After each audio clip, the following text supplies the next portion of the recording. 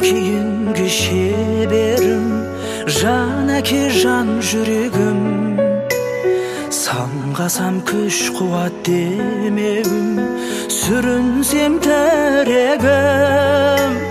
Қалдырмас аязға ызғарға, алыбым асқар тауым.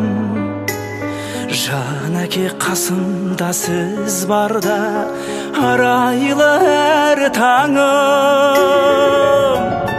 Әр қашанда бейік көретін мен басқадан. Менің әкем, менің әкем, ең жақсы адам.